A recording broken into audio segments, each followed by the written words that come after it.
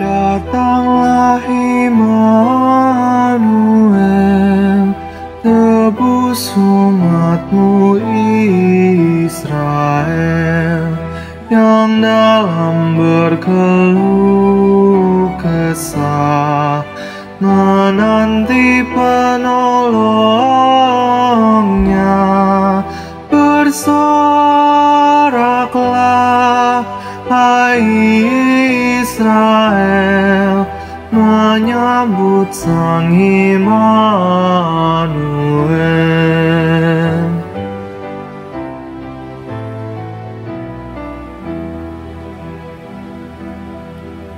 Oh, datang tunas hisai, patahkan belenggu pedih, dan umatmu lepaskanlah dari lembah sengsaranya. Bersoraklah, hai Israel, menyambut Sang Immanuel.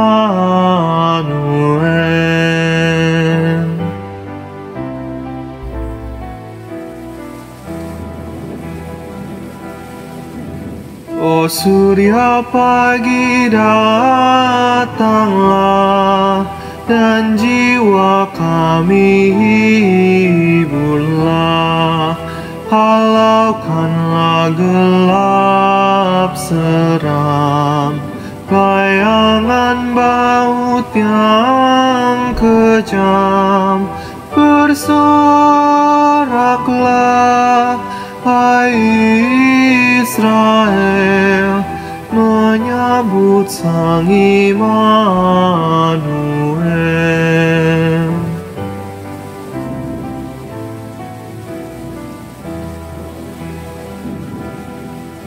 Oh, kunci Daud datanglah, gapura sorga bukalah.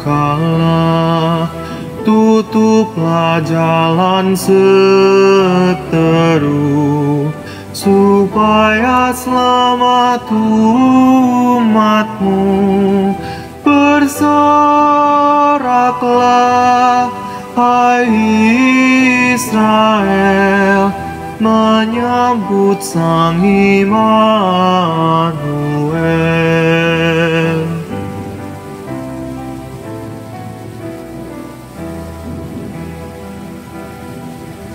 Oh Tuhan Allah, datanglah, firman-Mu berkuasalah, seperti waktu Kau beri di atas puncak Sinai.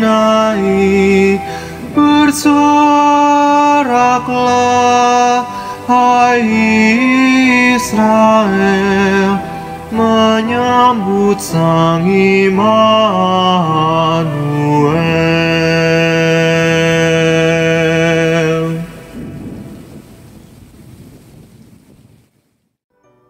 Shalom saudara sekalian yang terkasih dalam Tuhan, sahabat GKI Harapan Indah. Salam jumpa kembali dalam acara renungan masa Advent dan Natal pada hari ini. Dalam suasana Minggu Advent ketiga pada saat ini, kita akan bersama-sama merenungkan firman Tuhan dengan tema penggenapan firman, dengan dasar firman Tuhan dari Injil Matius pasal 8 ayat 16 hingga 17 yang saya bacakan berikut ini. Menjelang malam dibawalah kepada Yesus banyak orang yang kerasukan setan, dan dengan sepatah kata Yesus mengusir roh-roh itu dan menyembuhkan orang-orang yang menderita sakit. Hal itu terjadi supaya genaplah firman yang disampaikan oleh Nabi Yesaya, Dialah yang memikul kelemahan kita dan menanggung penyakit kita. Demikianlah firman Tuhan.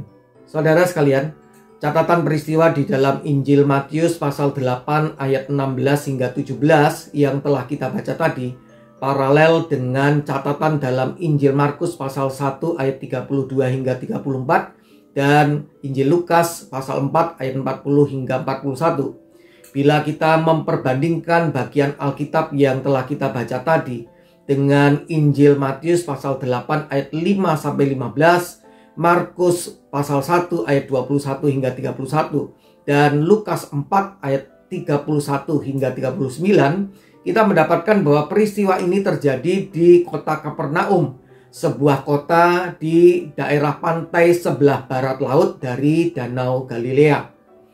Diceritakan bahwa pada suatu waktu menjelang malam, sesudah matahari terbenam, di kota Kapernaum itu, tepatnya di depan pintu rumah Simon dan Andreas, ada begitu banyak orang sakit yang menderita bermacam-macam penyakit maupun orang-orang yang kerasukan setan yang dibawa kepada Tuhan Yesus. Kemungkinan besar, saudara sekalian, hal ini adalah dampak dari peristiwa mujizat pengusiran setan dan juga penyembuhan penyakit yang dilakukan sebelumnya oleh Tuhan Yesus. Di dalam ayat 16 dari Injil Matius pasal 8, jelas sekali dikatakan bahwa dengan sepatah kata Tuhan Yesus menyembuhkan orang yang menderita sakit, apapun jenis penyakit yang diderita oleh mereka. Tidak peduli apa penyakitnya dan tidak peduli seberapa parahnya. Atau menurut manusia, penyakit yang tidak dapat disembuhkan atau penyakit terminal, semuanya disembuhkan. Selain itu, saudara sekalian, dikatakan juga bahwa dengan sepatah kata Tuhan Yesus mengusir roh-roh jahat itu. Hal ini sangat berbeda, saudara sekalian, dengan para pengusir setan pada zaman itu yang biasanya, yang pada umumnya memakai ritual-ritual tertentu atau mantra-mantra magis tertentu dan berusaha untuk mempengaruhi roh yang lebih tinggi tingkatannya untuk menolong pengusir-pengusir setan itu mengusir roh jahat yang lebih rendah tingkatannya. Sebaliknya, saudara sekalian, Tuhan Yesus hanya dengan sepatah kata mengusir roh-roh jahat itu. Nah, saudara sekalian, sungguh perkataan yang keluar dari Tuhan Yesus itu sangat berkuasa atau berotoritas. Bahkan dikatakan di dalam Injil Lukas 4 ayat 41 bahwa dari banyak orang yang kerasukan roh jahat itu, roh-roh jahat itu keluar sambil berteriak, "Engkau adalah anak Allah." Dan Tuhan Yesus kemudian dengan keras melarang dan tidak memperbolehkan roh-roh jahat itu berbicara. Karena roh-roh jahat itu tahu bahwa Tuhan Yesus itu adalah Mesias. Tuhan Yesus tidak hanya mampu memberikan kesembuhan dari penyakit fisik jasmani, tetapi juga menjalankan kuasanya atas kekuatan iblis. Namun sangat menarik untuk diperhatikan, saudara sekalian. Dalam Injil Matius 8 ayat 17 dituliskan bahwa apa yang diperbuat oleh Tuhan Yesus itu terjadi bukanlah supaya Tuhan Yesus itu memamerkan keajaibannya atau mempertontonkan kehebatannya agar dia dikenal oleh banyak orang, tetapi justru supaya genaplah firman yang disampaikan oleh Nabi Yesaya bahwa dialah yang memikul kelemahan kita dan menanggung penyakit kita. Mujizat penyembuhan atas berbagai sakit penyakit maupun pengusiran roh-roh jahat yang dilakukan oleh Tuhan Yesus itu merupakan penggenapan firman atas nubuat di dalam kitab Nabi Yesaya pasal 53 ayat 4 yang berbunyi, "Tetapi sesungguhnya penyakit kitalah yang ditanggungnya dan kesengsaraan kita yang dipikulnya. padahal kita mengira dia kena tulah, dipukul dan ditindas Allah. Saudara sekalian, mengingat Yesaya pasal 53 ini berisi nubuat tentang Sang Mesias sebagai hamba yang menderita. Dan oleh karena pada mulanya penulisan Injil Matius ini ditujukan bagi orang-orang Yahudi yang notabene menantikan datangnya Mesias, maka Rasul Matius hendak menyatakan bahwa Mesias, sebutan yang berasal dari bahasa Ibrani, atau Kristus, sebutan yang berasal dari bahasa Yunani, yang dinanti-nantikan selama ini sudah datang di dalam diri Tuhan Yesus. Nubuat tentang Mesias atau Kristus itu sudah digenapi, dan Tuhan Yesus itulah Sang Mesias atau Sang Kristus itu sendiri. Saudara sekalian, ketika Matius menuliskan pernyataan bahwa dialah yang memikul kelemahan kita dan menanggung penyakit kita, tentu saja pernyataan itu bukan di dalam pengertian bahwa kelemahan maupun penyakit kita manusia dipindahkan secara harafiah kepada Tuhan Yesus itu.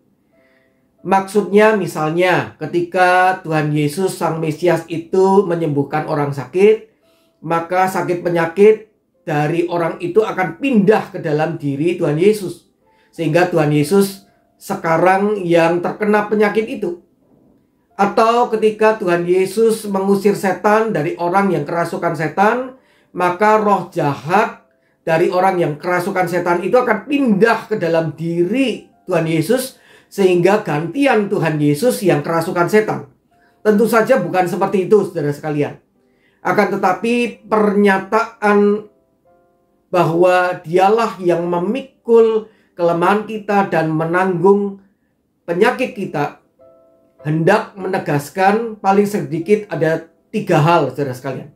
Yang pertama, adanya kepedulian dan belas kasihan yang mendalam dari Tuhan Yesus terhadap orang-orang yang datang kepadanya sebagai dasar atas tindakan penyembuhan sakit penyakit dan pengusiran roh jahat yang dilakukannya. Kemudian yang kedua, adanya solidaritas atau perasaan setia kawan dan sikap berbela rasa dari Tuhan Yesus terhadap umat manusia dalam penderitaan yang dialami oleh umat manusia. Tuhan Yesus mempersamakan dirinya dengan umat manusia yang mengalami penderitaan.